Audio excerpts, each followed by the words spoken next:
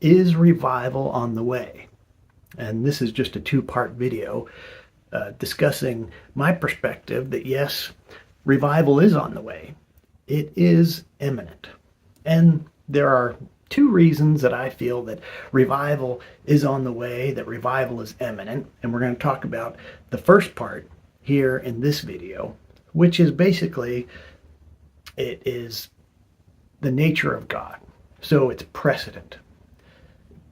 If you have a pear tree, the tree is going to produce pears. If you have an apple tree, the tree is going to produce apples. I had a rose bush once. I cut the roses off. The roses grew back. Cut the branches off. The branches grew back. One time I cut the whole rose bush down to a stump to plant something else, and that bush came right back up out of the ground. And that is what happens with the Spirit of God and His church. When we look at 4,000 years of church history, we see this constant flow of revival. Or let's say it's a cycle. God reaches out to His people. They grow, they prosper, they've turned to Him, they're worshiping, the church grows, it flourishes. Then, as they prosper and pride comes in, God's people begin to turn away from God, and then the blessings begin to dissipate, and the church recedes, and then there's problems. I mean, when we look back at the Old Testament, we saw this over and over again with the Jewish people. And even the book of Judges is amazing, because I think there's 8, 9 entire generations of people where we saw this cycle over and over again. After the time of the Judges, the same thing happens. Remember when the Jewish people even turned so far away from God that they were expelled from their nation, and the nation of Israel was absorbed into the other empires. The Jewish people were completely exiled into other lands, and even then they turned to God, they began to seek Him, and we see this happening time and time again. I am thinking about one particular time during the bubonic plague where things were really, really bad for the church. It was one of the worst times where it looked like Christianity really was going to fade into history.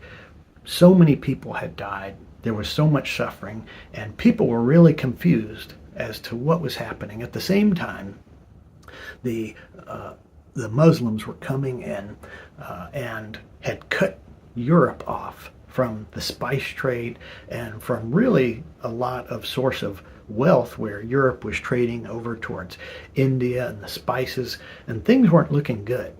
This is where we began to see a turnaround again, where Christopher Columbus discovered, of course, a whole new world and riches that far surpassed what had been coming in through the Silk Road.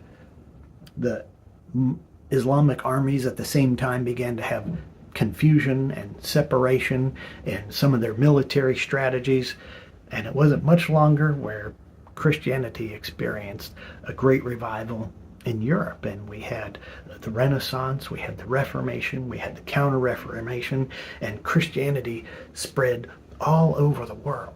And that was a time where it looked like everything was receding, everything was shrinking, everything looked really bad. But God didn't abandon His people, and faith once again flourished better than it ever had before. And I know now, right now, is a difficult time, and technology has really impacted the church. But remember, there was a time where radio and television really impacted the church in a negative way. And of course, there's still some aspects that we are struggling with the effects of even radio and television, but we've also been able to use radio and television in a powerful way to impact the world for the gospel. So again, there was this time where faith was kind of on its heels and struggling, and well, God's people, God raised up some great people that took advantage of some of those problems, and the church began to flourish again. So right now, there are some struggles, there are some challenges.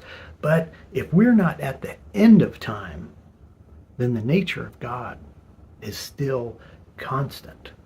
And we're going to see a revival again.